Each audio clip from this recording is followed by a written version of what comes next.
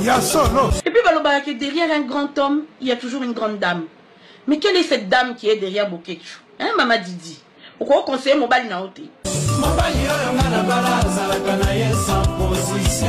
Il y a solo. Le lobazo bana Bokechu, Bokechu s'est positionné, non. Il y a solo. La voix de Dieu, c'est la voix du peuple. La voix du peuple, c'est la voix de Dieu. La voix du peuple, c'est la voix de Dieu. Quand on dit la voix du peuple, c'est qui se quête. Quand on dit la voix de Dieu, c'est qui se quête wa Mulumba. Le président Eli, Aza Congolo, Kabisotou, Aza Nzambete. Quand on dit la voix de Dieu, c'est qui se quête wa Mulumba. Il y a solo. Hein, Maman Didi? Pourquoi conseiller Mobali Naote? Il y a solo. Banda lelo bolanda voix ya pariko. Clairement et net. Bolanda voix ya papa Ngwanda azolo ba vérité. Toi na d'accord. Bana Congo, bana Kisasa. Nazolo bana bino na Congo a Dieu tout puissant. Bolanda ka message ya Ngwanda te tout ya lokuta. Bolanda voix ya papa Ngwanda azolo ba vérité. Bolanda ka message ya Ngwanda te tout ya lokuta. Il y a solo. Hein, Maman Didi? Pourquoi conseiller Mobali Naote?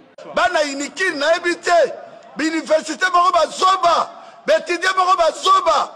Tobenga bana iniki bravo. Bana iniki bravo. Issa Mouchatouville bravo. Bana iniki na ebité. L'université Moroba Zoba. Institut supérieur pédagogie hyper bravo. Bravo na Betidia. Betidia Moroba Zoba. Il y a solo. Aleki apona Sabino ke ngai Bokechu wa yambo na kobanga moto te lelo oyo bituma na ngai ezali naza ko soutenir bolenga nkoi ba Martin Fayulu oko soutenir Martin Fayulu. Martin Fayulu c'est un collabo. Martin Fayulu Tshisekedi abana bango bokota te mais lelo ba koti ba yebsanga mbongo Martin Fayulu azozwana yani ya makila peuple congolais lelo oyo bituma na ngai ezali naza ko soutenir bolenga nkoi ba Martin Fayulu oko soutenir Martin Fayulu. Martin Fayulu c'est un collabo. Il y a solo. Maboko tobetela bana Congo maboko tobetela no groupe rassemblement maboko c'est Tshisekedi wa Mulumba. Politicien moko même na kata groupe rassemblement boyoka motote botikala na ligne le 19 na butu ngana remercier bande kwa groupe rassemblement. Politicien moko même na kata groupe rassemblement boyoka motote botikala na ligne le 19 na butu soulèvement populaire. Il y a solo. Dalo bana papa Norengo na pesa ko respect mingi po ngai etaki Bokechu wa yambo to plus jamais na ko manquer papa Ngwanda Honoré Ngwanda alias Mangobo to plus jamais na ko manquer papa Ngwanda monoko molili au candidat de chat to plus jamais na ko manquer papa Ngwanda elongia Manu Dibango to plus jamais na ko manquer papa Ngwanda escroc lokuta Mangobo. Hein, Maman Didi? Pourquoi conseiller Mobali Naote? Il y a solo.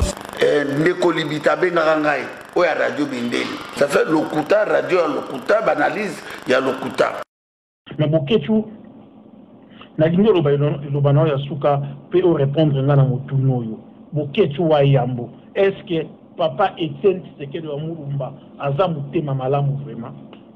Oui, merci mingi Zerwambe tout d'abord na remercier Ndeko Dombo, félicitations. Ça fait les lots Tshisekedi azando ki ya Congo a Tshisekedi ndenge zawana pour que effacer yango. Ça fait lokuta radio ya lokuta banalise ya lokuta.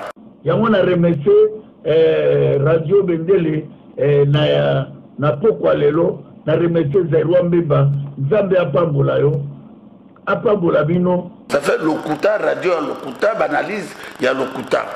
Malédiction au Congo, elle est la 4e génération de la famille Tshisekedi. La Tshisekedi au Kufa Kalate. Comment il y a Tshisekedi au Tangamaga du Soussou dans le Congo? Na Congo ya Dieu tout puissant, malédiction la nature Tshisekedi, nanda konaye, même mon Matavio, au piqué crise dans l'icolo. Kendoki, vampire, escroc. Ça fait Lokuta, radio à Lokuta, analyse, il y a Lokuta. Na radio Bendele, on a besoin de soulèvement populaire. Les militaires n'avaient pas Rubunda. J'ai confiance à... Na soulèvement populaire, honoré Mwandazoluka, anabato na terete. Na radio Bendele, on a besoin de soulèvement populaire. Les militaires n'avaient pas Rubunda. J'ai confiance à... Ya solo. On a ces pellards dans mingi na cocktail explosif. C'est la différence. Azon c'est la rabattu la vidéo ni on se montoloba.